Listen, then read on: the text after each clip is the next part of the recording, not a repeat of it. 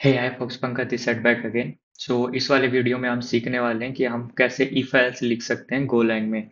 If else is nothing but कि आप conditions को कैसे सेग्रीगेट करते हैं। तो मैं एक फोल्डर बना लेता हूँ mkdir इफ एल्स। इसके अंदर लॉगिन हो जाता हूँ एंड एक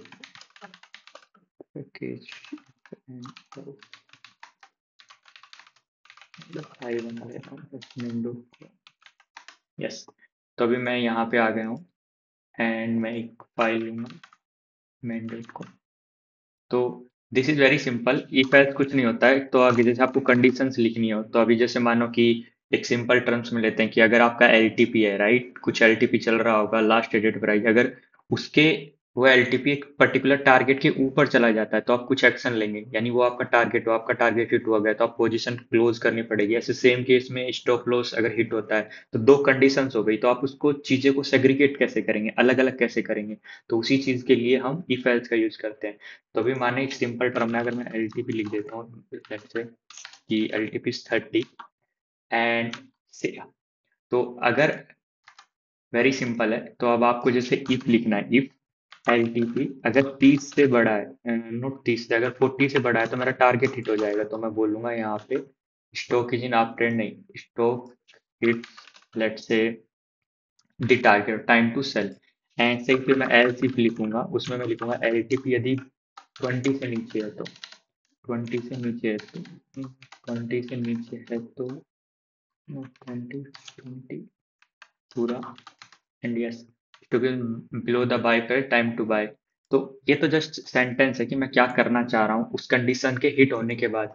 तो ये एक का चीज है। अगर मैं लिखूंगा एल्स, तो एक कंडीशन होती है जब इन दोनों में से कुछ भी हिट नहीं हो। अगर इफ भी हिट नहीं होता है, एल्स इफ भी हिट नहीं होता है, तो वो एल्स में आ जाएगा जो कुछ आपको यहाँ पे करना है।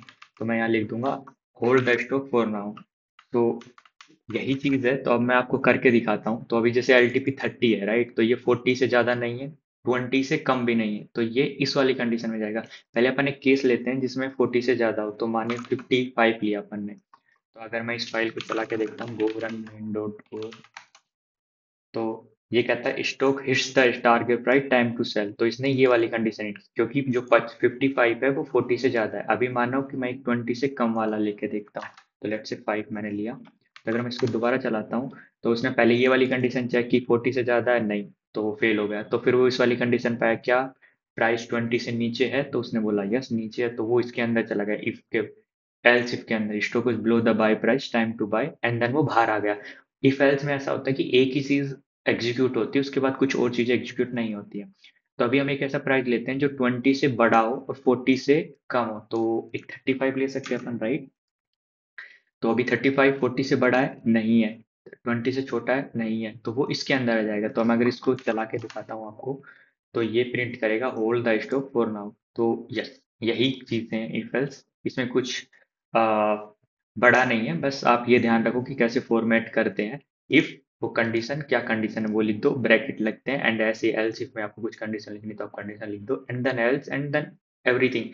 तो अगर इन दोनों में से कुछ भी नहीं हुआ तो एल्स में आता है। अगर मानो आपको एल्स लिखना ही नहीं है, जैसे आप अगर ये लिखना चाहते हैं, तो अभी आप क्या प्रिंट होगा, अभी कुछ प्रिंट नहीं होगा, क्योंकि कोड जाएगा ना, वो कंडीशन ये हिट किया ना ये हिट किया, तो वो बाहर आ जाएगा, चल के खत्म हो जाएगा। तो देखेंगे तो कुछ प्रिंट नहीं होगा। तो या that's all in this video. तो ये इफ एल्स था। तो अगर आपको ये वीडियो अच्छी लगे हो तो आप please hit the like and subscribe button, and till then take care, bye bye.